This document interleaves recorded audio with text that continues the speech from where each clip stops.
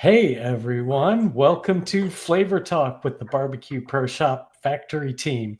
I'm co-host Brian Neal, aka Mr. Freak of Smoke Freaks Barbecue. Hey everybody, I'm Ann Neal, aka Ms. Freak, and together Brian and I are the tongues and testers behind the flavor guide at Barbecue Pro Shop, the world's first and only online seasonings decoder. Joining us tonight is our partner in flavor going all the way back to 2019, Mr. Jeff Belmonte, owner of Barbecue Pro Shop. Hey Jeff, what's up?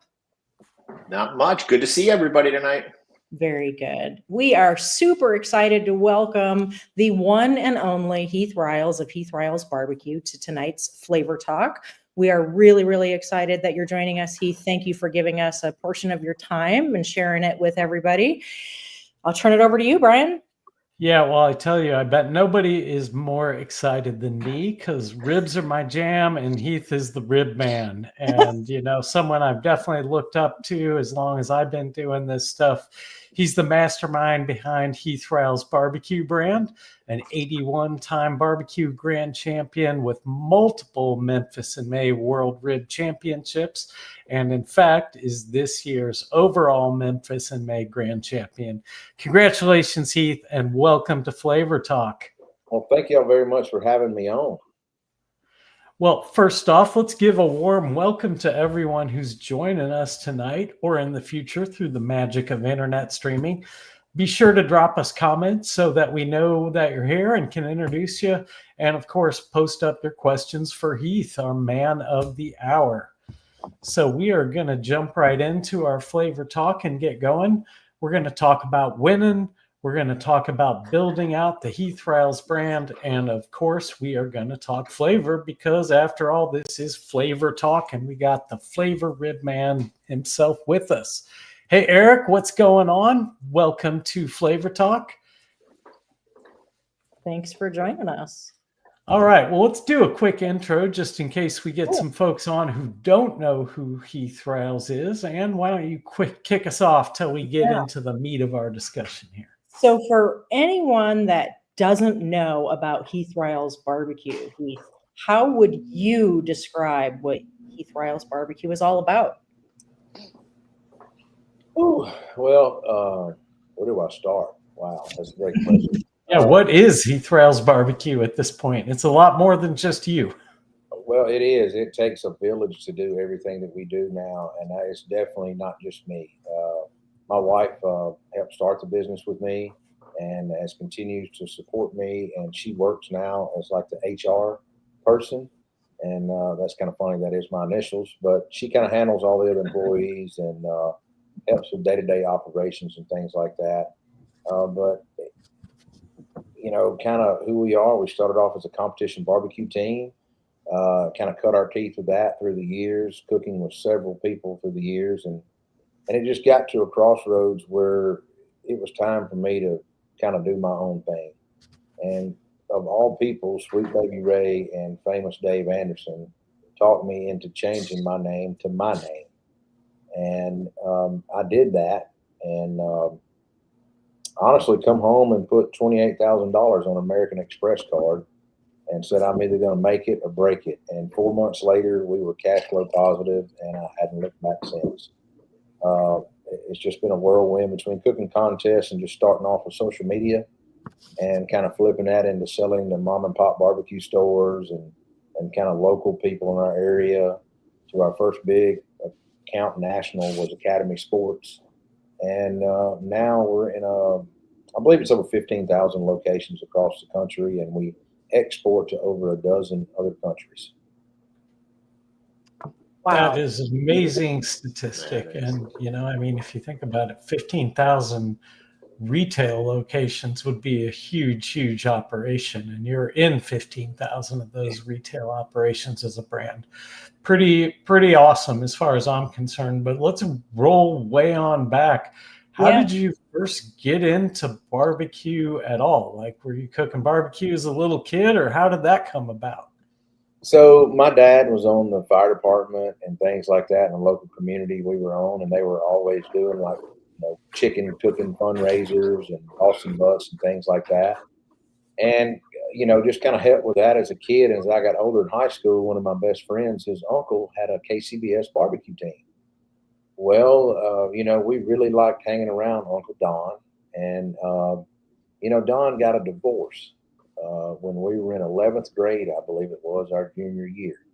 Well, there's nothing like hanging out, when you're 17, 18 years old, hanging out with a divorced, 38-year-old, right? 38 to 40. So he was buying us our beer and things. And we were going and hanging out. And he talked us into going to our first barbecue contest out of town, just at the dog track in Arkansas. And we had such a good time that we was like, well, we like grilling out. We like, doing this. It's just like one big party. And so that's kind of how I got started. And what'd you cook, Heath? And what'd you cook at that contest, and how'd it go? Well, Don done the cooking. We kind of helped him, right? Okay. But that was back in the KCBS days, and that was even before anybody was doing chicken thighs.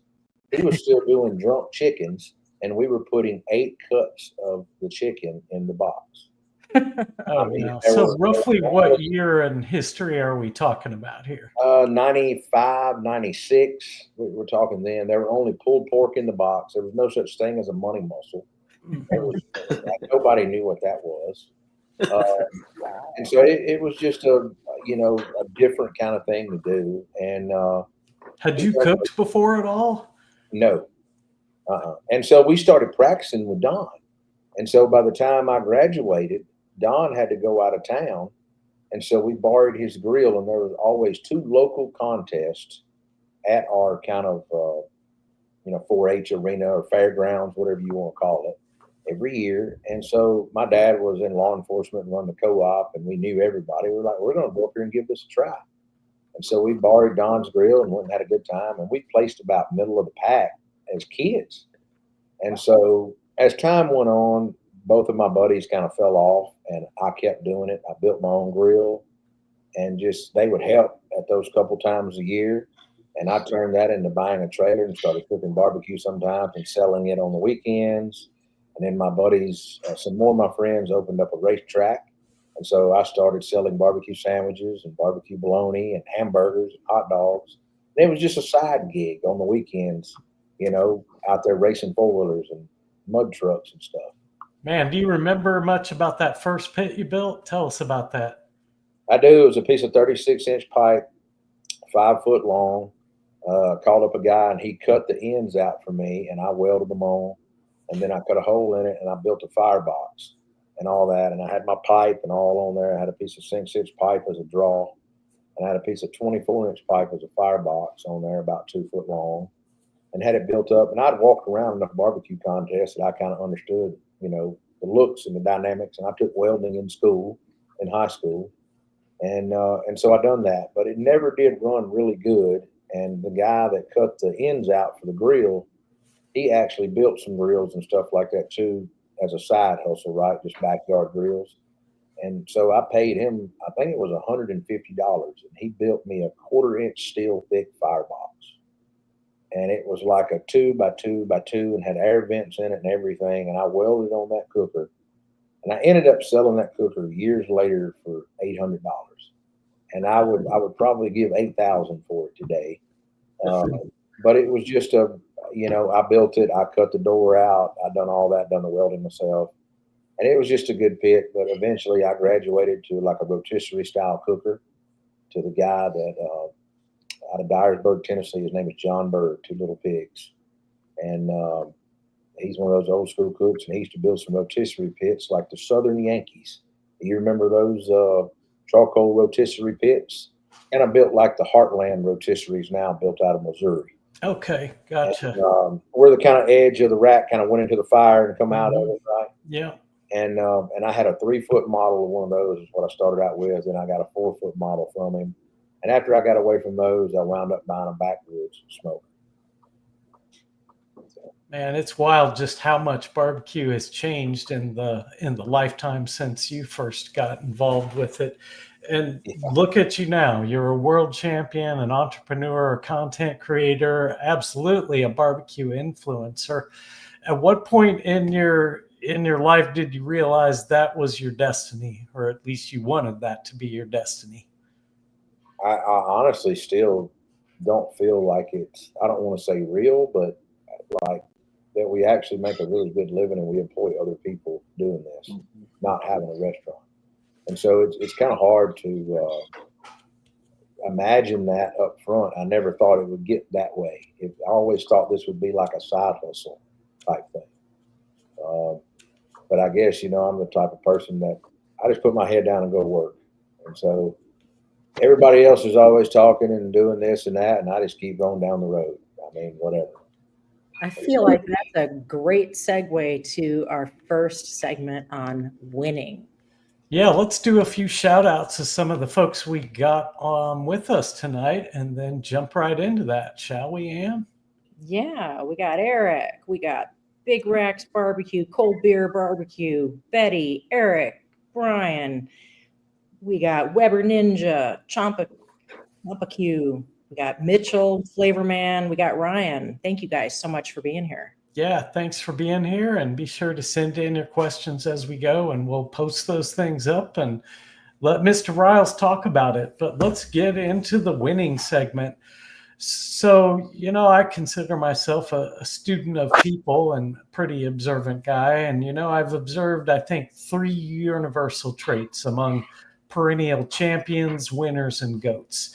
And I don't mean just in barbecue. I mean in the game of life more broadly.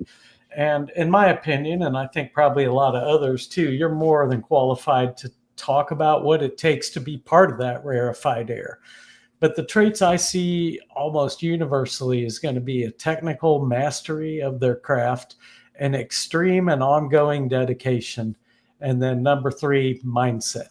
I see those 3 things come together and so often just becomes a juggernaut, as you have. So I'm wondering, what's your reaction to that short list? Do you agree with it? Am I missing stuff?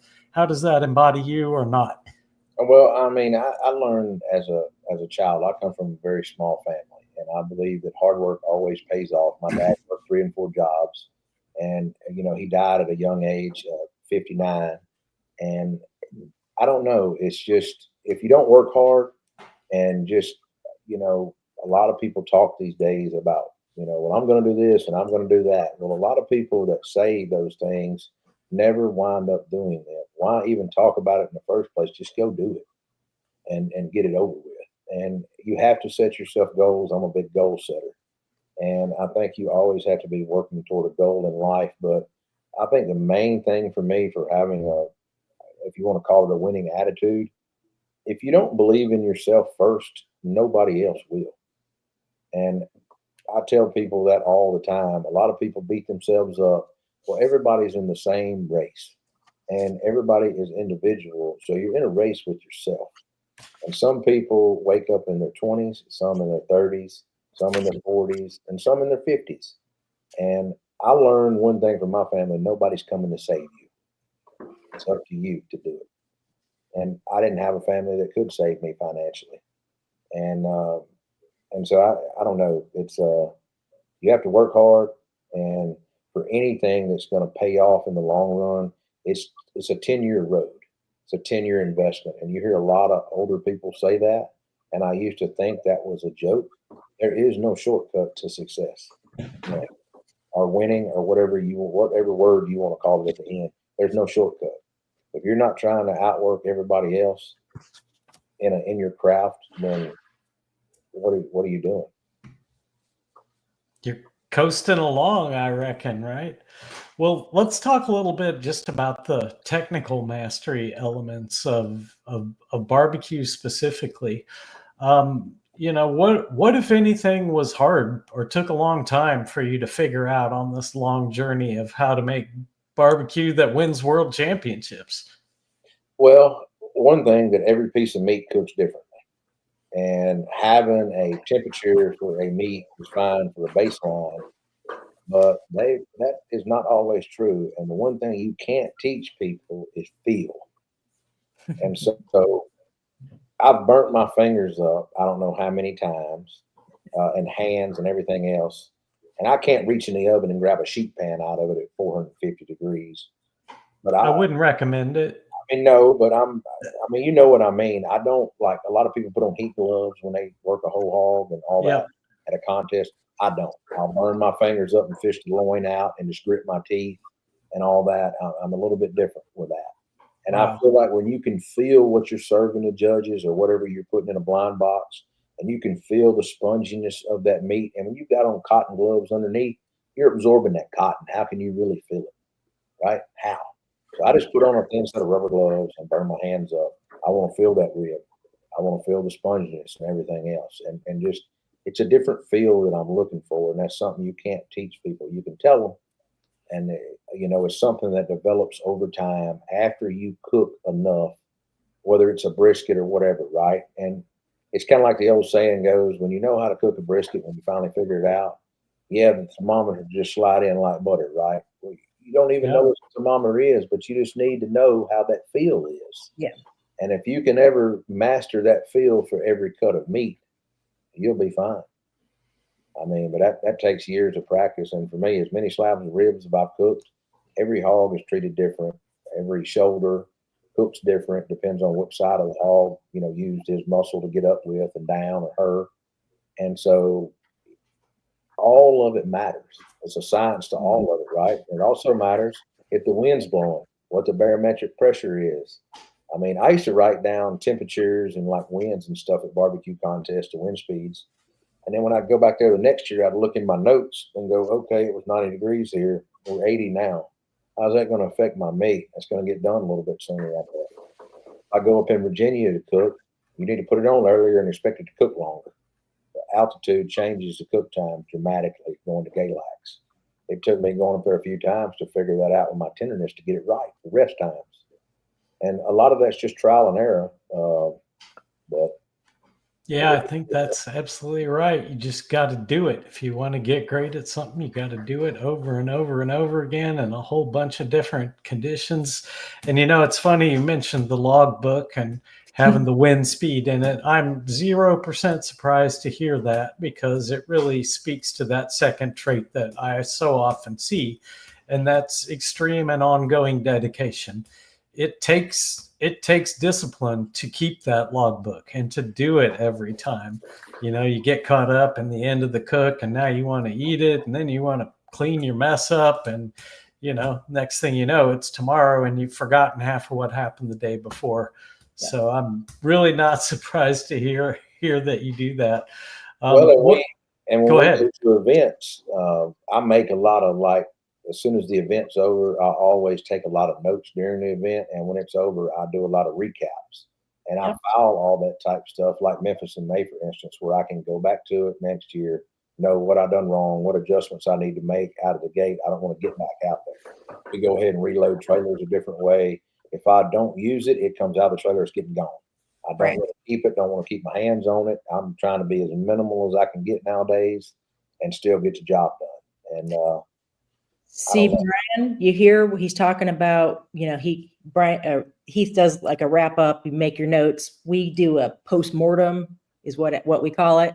And I'm always the one who starts it, and I'm always like, "All right, Brian, you need to contribute to this. What do you know? Add your thoughts." And we uncover all kinds of great stuff. To your point, that we go back and remember. Oh, okay, right.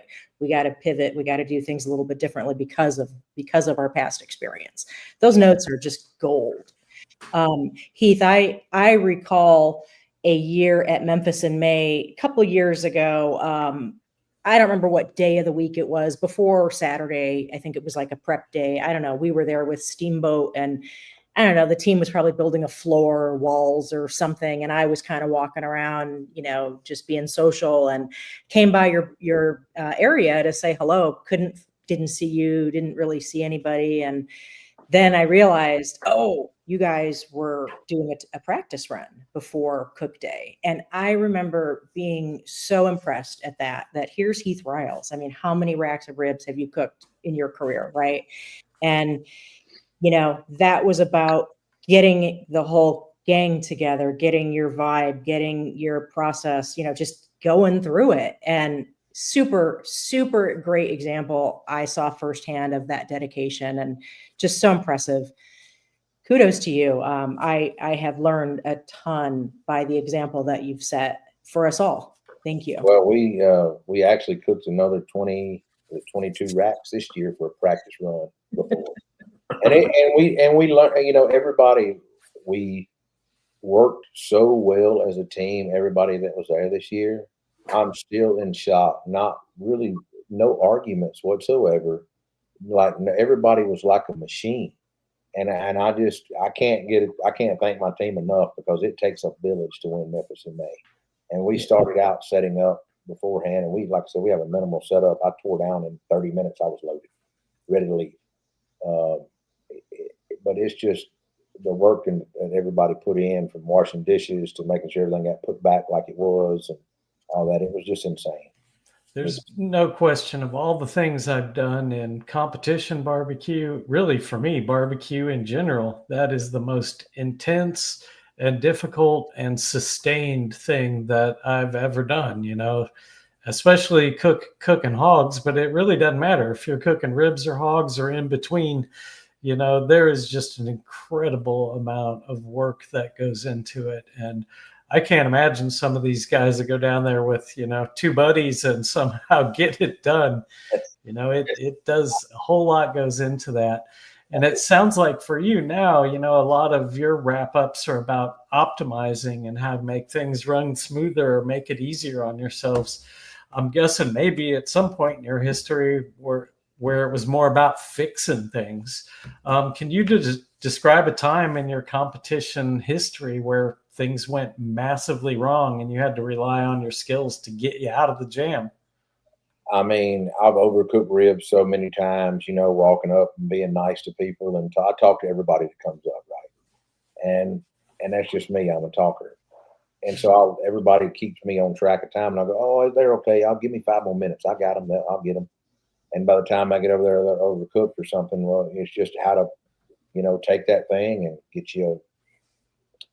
lay it out on the counter and just don't put it in a hot box or nothing. Open it wide open and let it breathe 5 minutes. It'll tighten back up.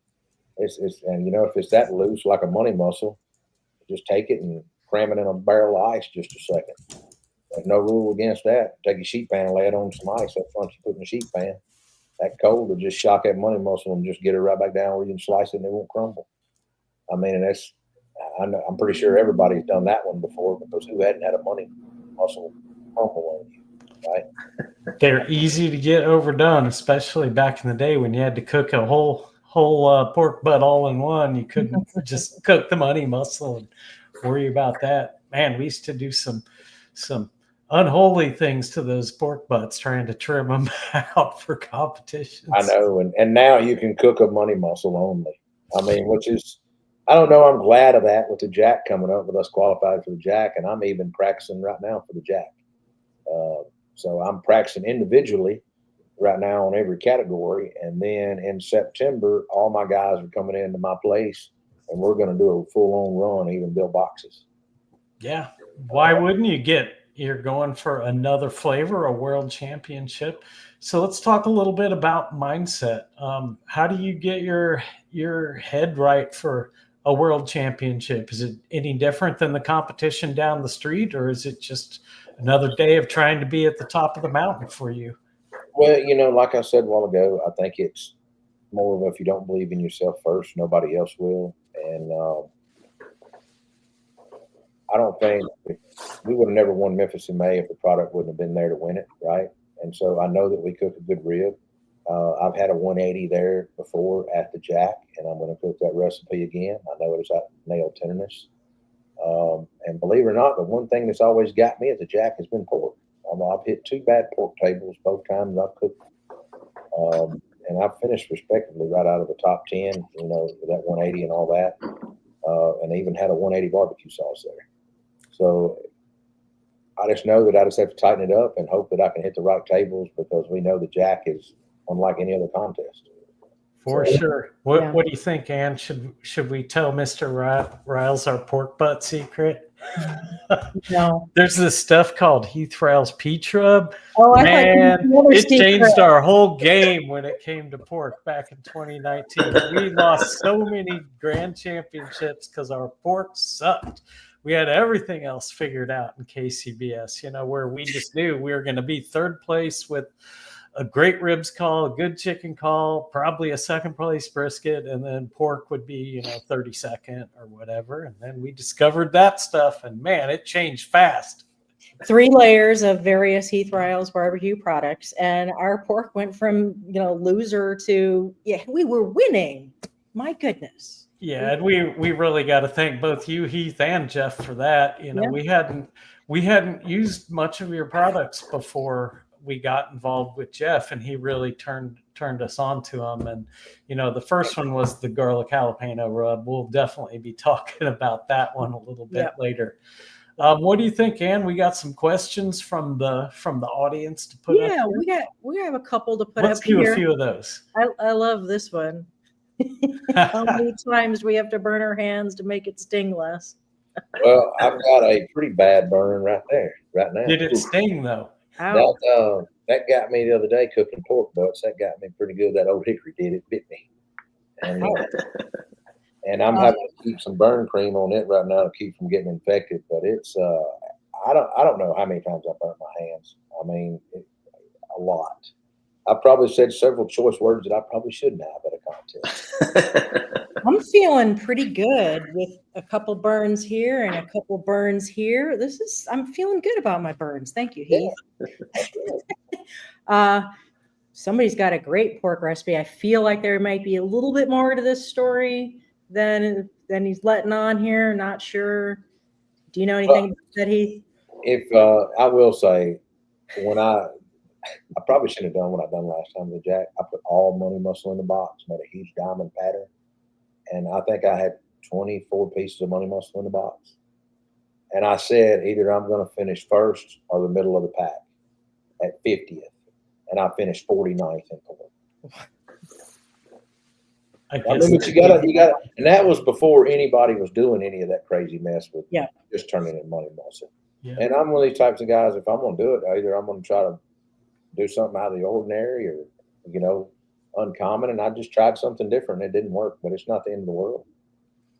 So you've been active in a bunch of different formats and sanctioning bodies. Is there any particular event or style of competition barbecue that you really, really get into? You know, I really like the dual contests when I used to cook them. I'm one of the few, I don't know if I'm the only person that won 2 grands the same day. I've won a grand in reserve the same day. And I've done the 2 grands twice. And I don't know, it's just so fast paced with having 7 categories. It's just something about it. I don't know. It just separates yourself from everybody else. And I really like that aspect of doing it. When we used to do hog, shoulder, rib, and then the 4 KCBS. And at one time, it was all intertwined together. And you had all the on-site presentations as well, like Memphis in May. That was probably the hardest I've ever worked, ever at a contest. Yeah, man. I've seen you do it, and we attempted it down at Murfreesboro one year. I shouldn't say attempted. We pulled it off, but we ended up somewhere south of you in the standings that day, I'm sure. But, man, are you going to be down at Murfreesboro this year? No, I'm actually end of September. I have to pull up my calendar, but I think it's the 20th or so. Yeah, it's the 20th, September 20th. Yeah. Well, I tell you, that was where I first really got inspired about the whole MBN thing. Ann and I started out exclusively as a KCBS team, and we'd go down there and do that event. And we were fortunate to always do pretty well, especially in the rib category. And I didn't know the first thing about MBN as a sanctioning body. And somebody told me, you know, it's kind of like pitmasters where they got to present. And yours was one of the first presentations that I ever saw. And I remember you holding up a rack of ribs and saying, look, they're waving at you. And you just got this big old grin on your face. And the judges were just eating it up. And I'm pretty sure you won a big old carved trophy that year and a whole bunch of apples. But it really just, you know, was my first introduction to you, but it was also my first introduction into MBN format, which I've really grown to love. we're going to try and go down and do Memphis and May on our own next year and just focus on ribs, and definitely going to do it in Murfreesboro. So I know I'll at least get to see you in Memphis, right? That's right. That's right. Sure. I wish I could make Murfreesboro, and it's not on my calendar, but I know it's something that we've got an event somewhere. I think I've got to be in the Pacific Northwest that week, if I'm not mistaken, for like an Ace Hardware deal. Yeah. We've got so many guests coming in our studio doing some filming with us several weeks coming up in the fall, that trying to get all that content done and over with before some of the other travel I have. It kind of takes priority over the barbecue contest now. Really and truly, we don't do but South Haven and Memphis in May every year now. It's too hard. That is kind of a perfect segue to get into our next segment about how you've built this brand, because I mean, not everybody in competition barbecue can say they can't go to Murfreesboro because they got to sell a bunch of rub in the Pacific Northwest. So I'm guessing none of that happened by accident. So Ann, you want to kick us off on this one? Yeah. So, there's a lot of people out there that have a dream of launching their own rub or their own sauce. And, a lot of them go out there and they do it. And, what advice do you have for somebody just starting out on that journey? To not give up so soon, but also not to go out at first and try to have, a huge line. At least make sure you can sell 2 items if you want to have 3, but you really want. But I would have no more than 3 to go out with, because you've got to get stores to buy them first. And you're going to have to give away a lot of product nowadays. It's not like it was 10 years ago. As bad, I don't feel like. But it seems like now with social media, everybody's getting into the barbecue game. And you see somebody really get into the video game and they'll make 7 or 8, 10 videos and then they fall off. They're not committed to it, right? And why tie up all that money? So just be sure that you are honestly ready to work hard, harder than you've ever worked in your life. And you're going to miss some family functions you probably don't want to miss. It depends on how dedicated you want to be and how far you want to take it. But the road to success is not short. It's a long road. Absolutely. Yeah. So Heath, you talked a little bit about your in your introduction, some of those life lessons that you learned at an early age, and you talked a little bit about some folks that I'm guessing really inspired you. Are there other folks in the world of barbecue or otherwise that continue to inspire you today? Oh yeah, I mean, I would definitely look up to Pat Burke, and then of course Mike Mills is no longer with us, but Pat and Mike were 2 inspirations coming from the Memphis side of barbecue for us. I mean, it was just incredible at some of the things they've done. And I don't know, Pat used to call me all the time and things like that when we were starting out and winning and all that. And getting those phone calls from him and winning those certain contests that he was the only one that had won previously out of states and things like that. That was really awesome. I don't know. And for now, just to be, I don't know, of course, Sweet Baby Ray, Dave Raymond, Famous Dave. I mean, all those are just legacy people in the barbecue industry, and how can you not look up to them? We kind of grew up with those brands, right? It's just so hard. And now that I'm friends with them, it's just, I don't know, super cool. It's not it's hard to describe. It sounded like from what you said earlier that, you were consulting with some of those guys as you were setting out to launch your brand in the barbecue business. How did you know those folks and, get to where you could just call them up and get advice on how to brand yourself and stuff? Well, honestly, we started out, attending a lot of the national NBBQA, right? Used to be, and they still are huge, but they used to host these annual events every year and go to different cities. At one time, when we had the time, we went every year, and the networking was awesome. And that's where I met Famous Dave and Sweet Baby Ray and just a slew of other people that in the industry, from restaurateurs to entrepreneurs to product developers and everything else. And just seeing that through the years. And Paul Kirk, that's another one. I probably should not leave him off. because Paul Kurt, seeing him and getting some of his books and talking to him, and that was in 2007 that I met Paul. I'm not familiar with him. Who is he? He was inducted in the Barbecue Hall of Fame and all that, but he's a Baron of barbecue. Paul was just an incredible guy.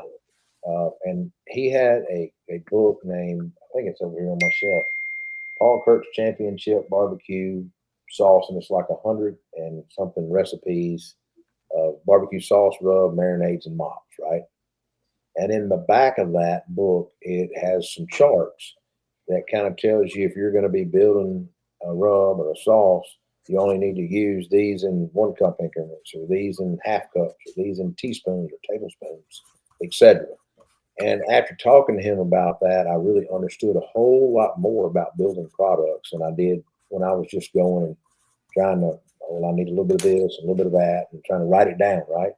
I had a lot more understanding of spices in general. And then having conversations with Famous Dave and all that, he used to tell me he would eat raw spice to really get a taste for it. He'd just take spoonfuls of it and eat it. And still to this day, he can, I'm pretty sure, any raw spice blindfolded, he knows what it is when he tastes it. And I don't know too many people that can do that.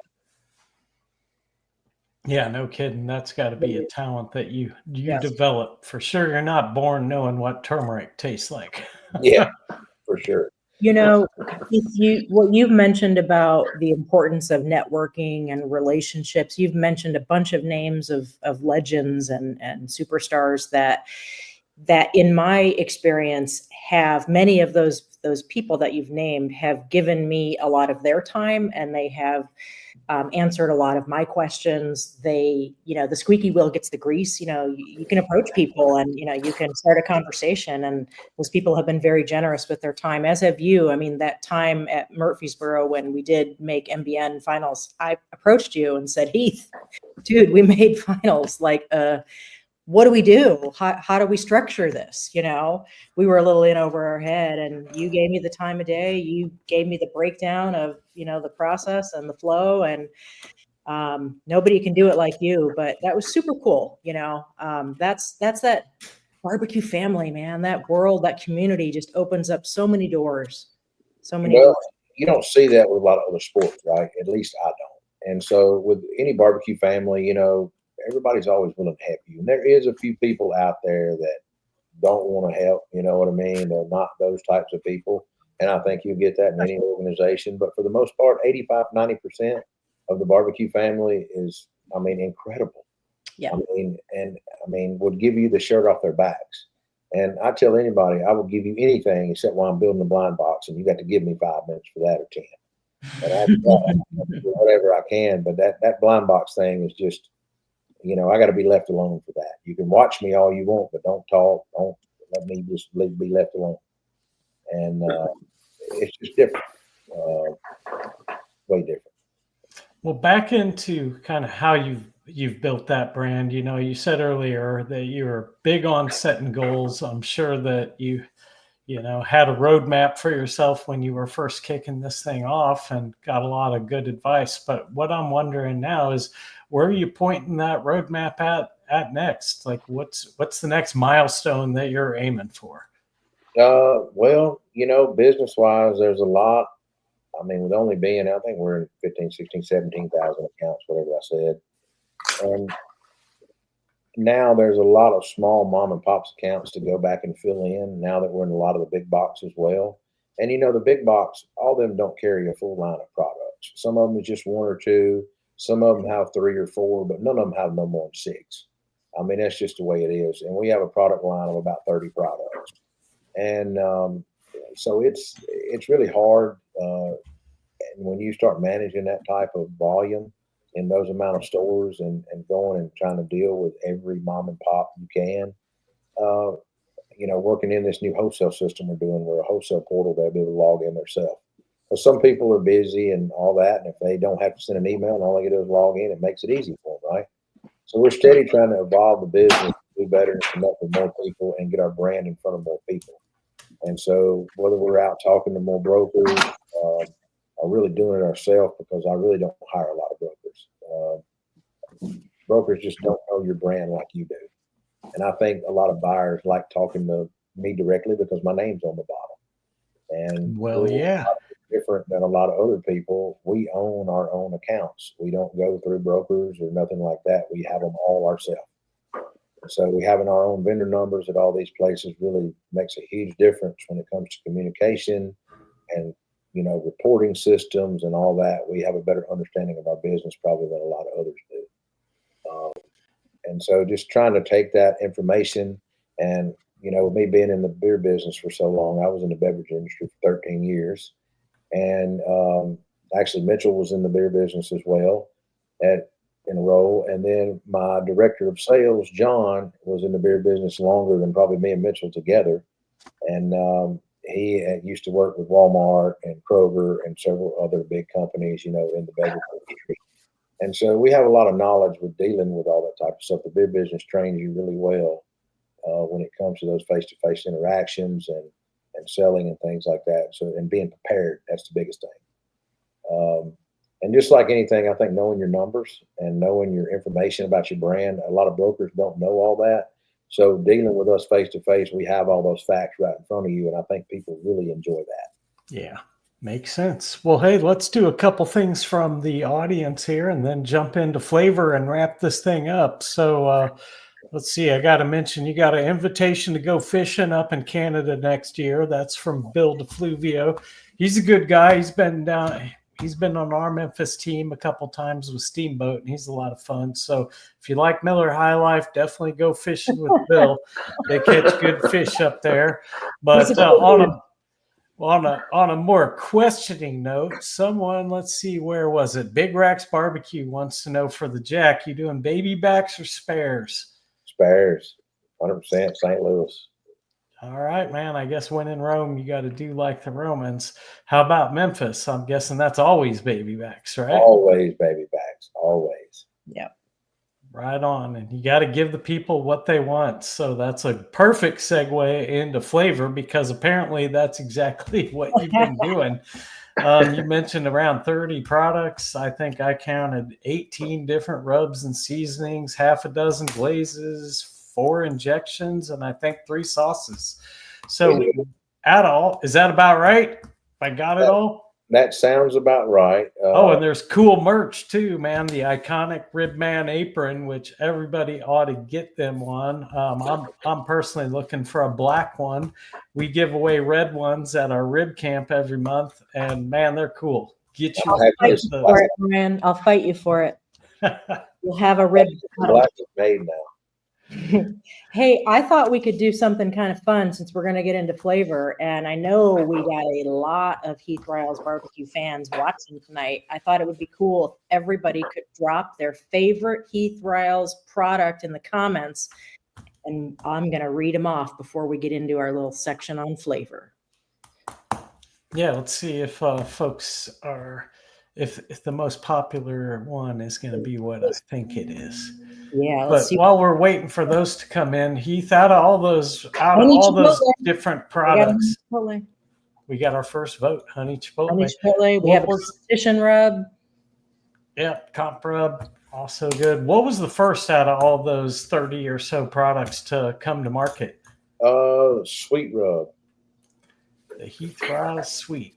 And has that been the best seller over time? Because man, the line's grown a lot from there. Well, I would have said yes, but now no. As soon as I done that, I come out with the everyday rub, and as soon as I done that, I want to do a spicy version of that, and I done the garlic jalapeno, and the garlic jalapeno just kind of took off. And then I think I done a honey and a honey chipotle, and the honey jumped up there pretty good, and then I got into the flavors and done those. No, I'm telling you wrong. I've done the flavors first after the sweet. And then I done the honey and honey chipotle. And then I done the simple citrus and the garlic butter at the same time. Mm-hmm. Well, I want to talk about a bunch of those, but what's the audience say over there, man? All right, we got honey chipotle, competition rub, garlic jalapeno, all day, garlic jalapeno, garlic jalapeno, garlic jalapeno. Hot rub is underrated. Joseph, I agree with you on that one. Big time. 100%. Hot honey peach glaze is amazing too. We got comp rub and pork injection. Pecan, simple citrus, most underrated ever. Let's start there. Fire. Let's start right there, because that is a product that I think a lot of people don't know about. A lot of people don't know what you do with that. Everything. My mom loves that stuff. She gets a bottle of it every year, but she's a 80-something lady who cooks old school, and that's an ingredient to her. She's just like, oh, I know what to do with this, and puts it in stuff. Family favorite, yeah. Yeah, what'd you make that for, Heath? What's It's it my for? favorite rub. I made it for kind of vegetables and seafood. Yeah.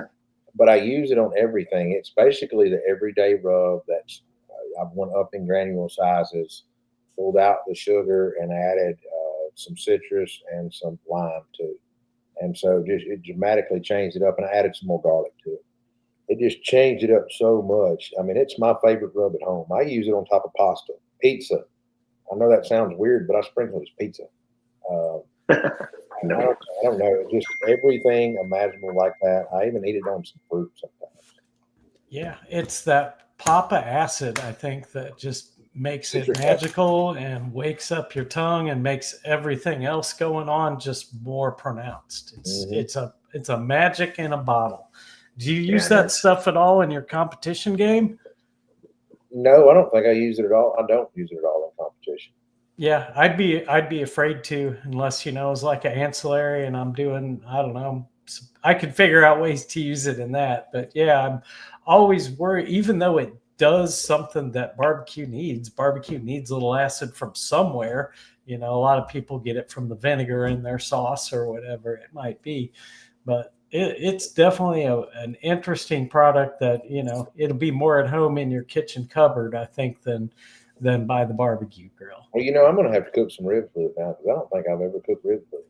Yeah, well, do it and let us know. I know you'll make a video because your social media is on fire. And I almost wonder how pork belly would be with it, and doing like a citrus twist. I'm going to play with that. I'm Greek, and I can see simple citrus being in a lot of Greek food. Yeah, and the garlic. Well, those flavors. And I ain't even think about this. I take it and I add rosemary and thyme and several other herbs to it sometimes, right? In a little canister, and I use it like that. Some fish and different seafood and things like that, just to change it up a little bit differently. Yeah, absolutely. We haven't talked a lot about Cajun Creole, and I feel like that would have been underrated in my opinion too. Totally, yeah, right. It's definitely underrated. For anyone that hadn't had it on a steak, you're just missing out. All right. Yeah. And I will say that might be one of the ingredients in one of the top 5 steak cookers, out there. I wouldn't be surprised to hear that. We're going to run into that. Out of all the stuff in your lineup, there's certain products that, I don't have a lot of application beyond the barbecue world. Like peach rub, I'm not using that for anything except barbecue.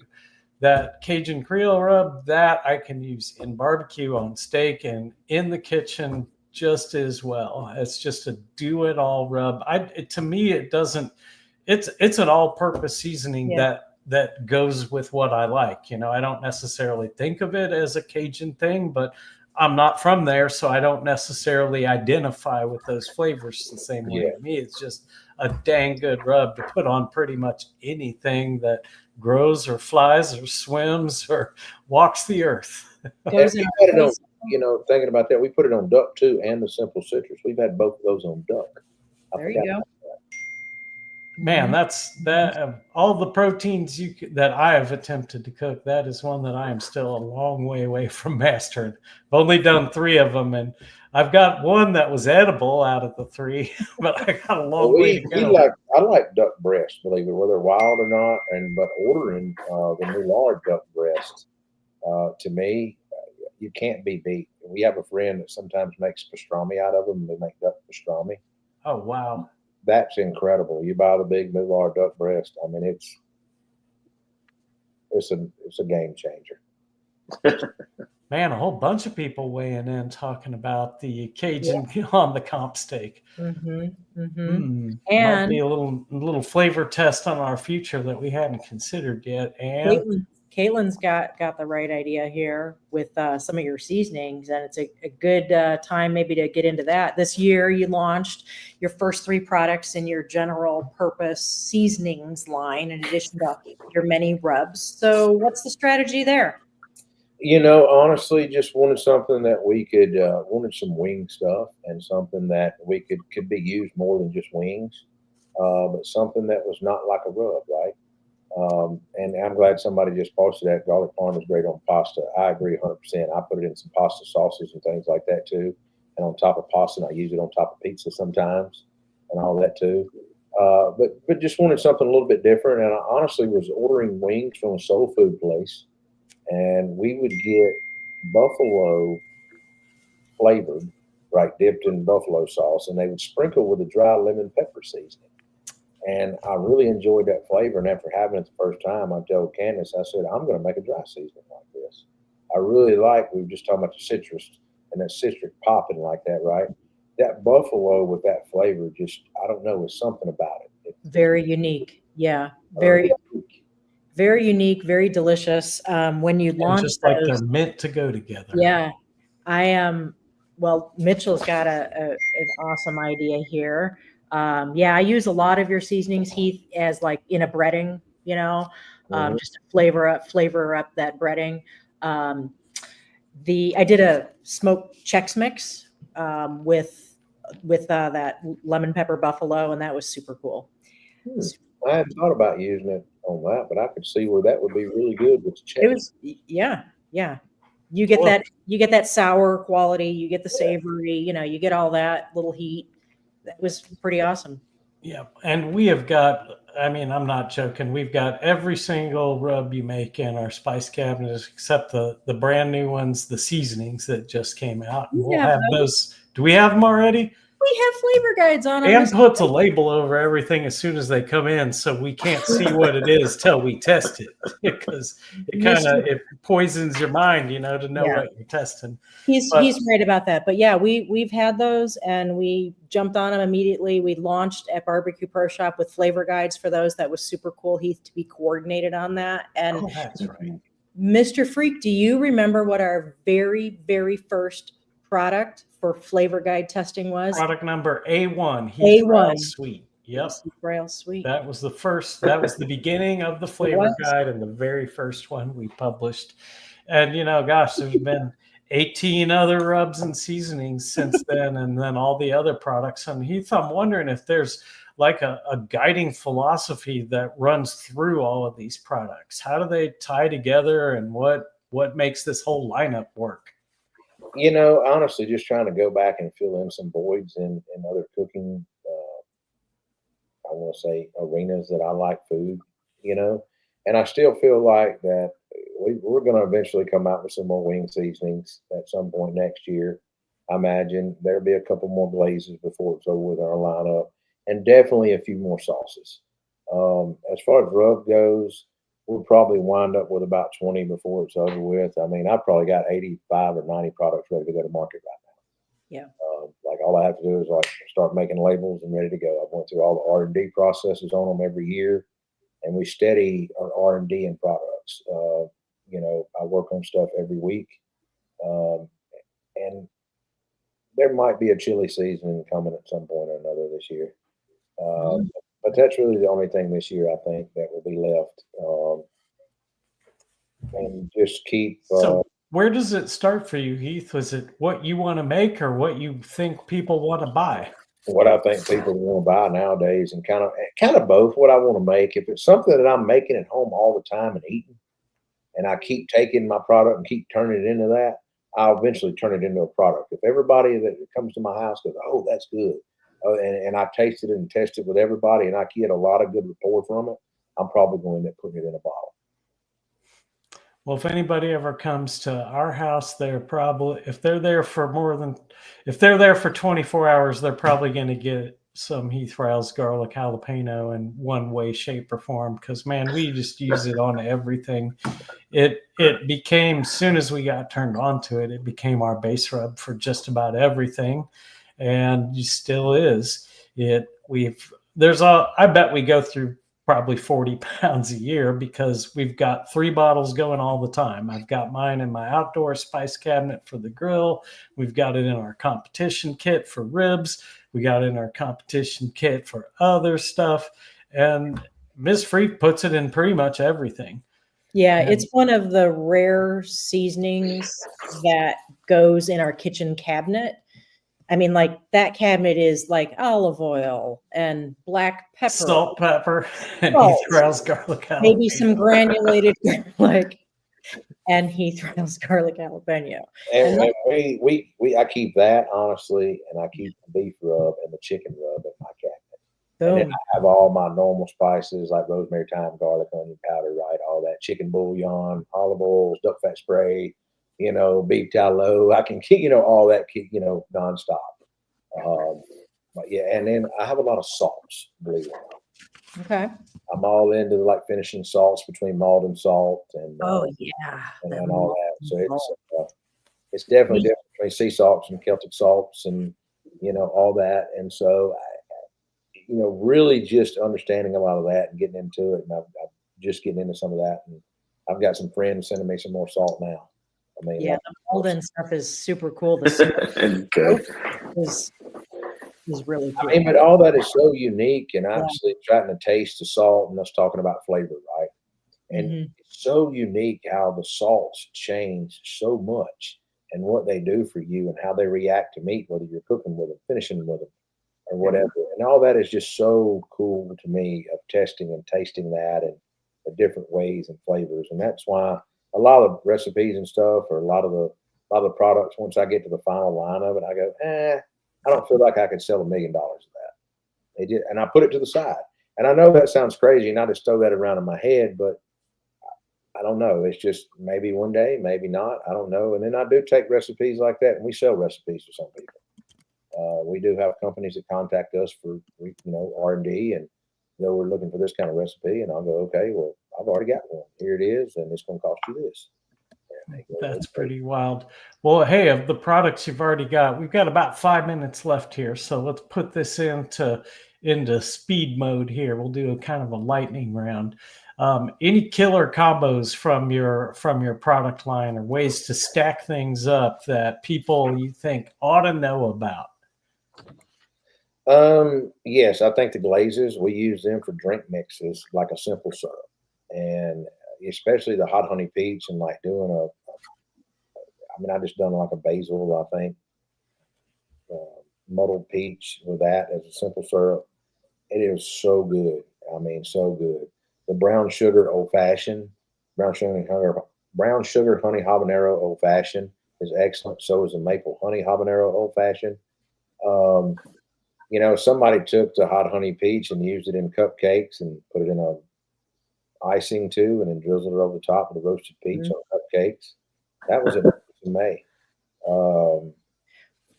We had a gentleman at our rib camp use your maple habanero glaze in coffee. Yeah, why not? Coffee. I Now, thought it was a good idea. Like sweet coffee, but I gotta say that was something that I would do. Yeah, Something that I will do. I hadn't thought about using it in coffee. That's really unique. Yeah, I mean, the Italians got those heavy syrups that they put in stuff. This is kind of a homegrown and American version of that idea, I think. How about pecan rub? What's that really shine on, Heath? I mean, to me, pork and chicken very well. And believe it or not, my wife eats it on salmon nonstop. We have it. I do believe that. A week. Yeah. I use the pecan and usually honey chipotle or conch rub now. And she wants nothing but straight caked up pecan. She don't want a light dusting. She wants it to cake up and almost be like a soft broiled bark on her salmon. Oh, wow. And it's really flavorful that way, especially in the air fryer, believe it or not. All right, y'all heard it here first. Heath Riles pecan rub crusted salmon in the air fryer too. Love it. I think y'all just got a recipe right there. Candace. Hey, I have a question for Jeff. thinking about Heath's line, what are some of the best sellers over at Barbecue Pro Shop? Well, garlic jalapeno is one that's tough to keep in stock. The competition rub, that one has been the latest and greatest, but hot is coming on strong. Beef rub is coming on strong. And garlic butter also. And I mean, that apple cherry glaze, that one, and the competition sauce moves a lot. So those are the big ones. But yeah, the garlic jalapeno back in the day was the one that was just used to fly in and out all the time. Hard to keep that in stock. We move a lot of, I didn't even add up. I would like to know how many truckloads I moved to that last year because it was a lot. Yeah. I can't even imagine, and I honestly kind of miss the days when I could turn people onto it. And now it's harder and harder to find somebody that doesn't already know about it. Not everyone's tried it, but they've certainly seen it on the shelves somewhere. And, it seems to make it into everybody's order. They might get a whole bunch of different things, but there's always a Heath Riles garlic jalapeno going in there or something like that. Yeah. People have good taste. Taste. One of the things that I really appreciate about your lineup just is how you can mix and match that stuff to achieve a different kind of result. And it really just seems to me like this stuff's made like Legos almost, where, they snap together and you can build different things out of those depending on how you use them, which ones, whether you mix them together or put them on layers. What do you think are some of the great pairings between like rub A and rub B that just really, really work together? Well, to me, the ultimate combo, just because of Memphis and May, would be garlic jalapeno and competition rub. That was it. We did put a little bit of honey chipotle in the wrap, but I mean, those two rubs, the garlic jalapeno and comp rub, just go together like salt and pepper, like peanut butter and jelly. I mean, it's on pork especially. It's just so good. You like that back end heat. You can get a little heavier with the garlic jalapeno. But let's see, other combos. I really like the chicken and honey rub. I really like beef and pecan rub on brisket, and I use a little bit of garlic jalapeno with that too. Let's see what else. I really like everyday rub and sweet rub. I really like honey chipotle and pecan. I like citrus and garlic butter together on vegetables a lot. Like the Cajun Creole and simple citrus on all my turkeys for Thanksgiving. Oh, wow. We've used it on all kinds of poultry, including turkey, but just the Cajun Creole. Haven't tried the simple citrus, but I could see how those two might work together as rub BFFs. They work very well together. Whole bunch of people commenting about the grinds on your rub products, and I gotta agree. There's just something about the way they come out of the bottle, and there's a lot of pro seasonings out there you buy, and they're just a pain to work with because they don't want to flow.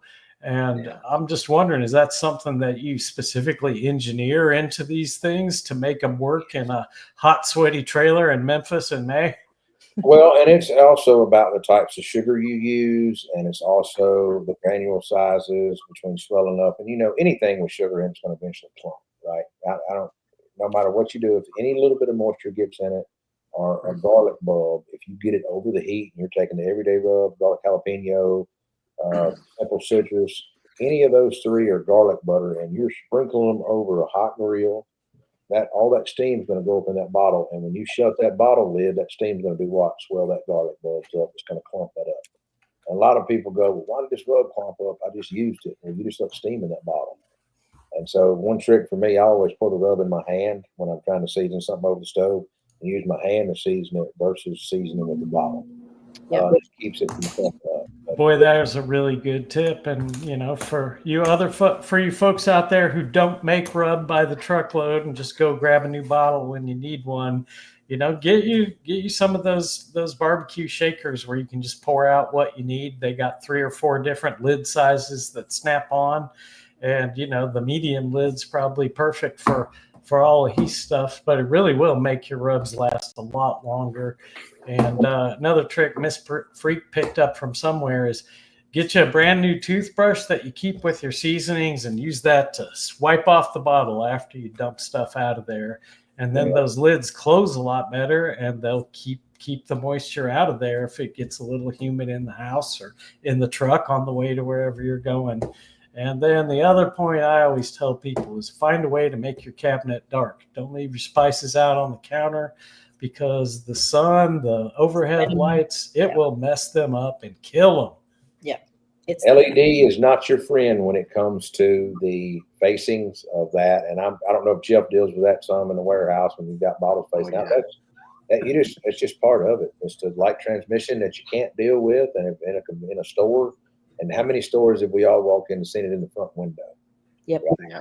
And then you bottle and squeeze the bottle and it comes back to color because it's just bleached the outer edge out. There's nothing wrong with the price, but people have that mentality to think something's wrong with it. Sure. There's really nothing wrong with it. Sure. All right, Mr. Freak, we are over time. As always, let's wrap this thing up. A moment. So, Heath, what legacy do you hope to leave in the barbecue world? Oh, wow. Let's get deep. Yeah, you're at that point, man, where you're going to leave one no matter what. So time to start thinking about it.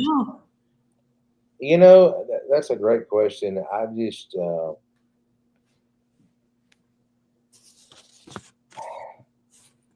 I guess just always be willing to help people. I mean, there was a lot of people that helped me along the way and give me great advice and guidance. And I feel like passing that on to the people below you. It's not, stop considering people your competition and always help your friends. Or help people that you don't know. I help people that I don't know at all that contact me. And because in the long run, it's always going to pay off for you.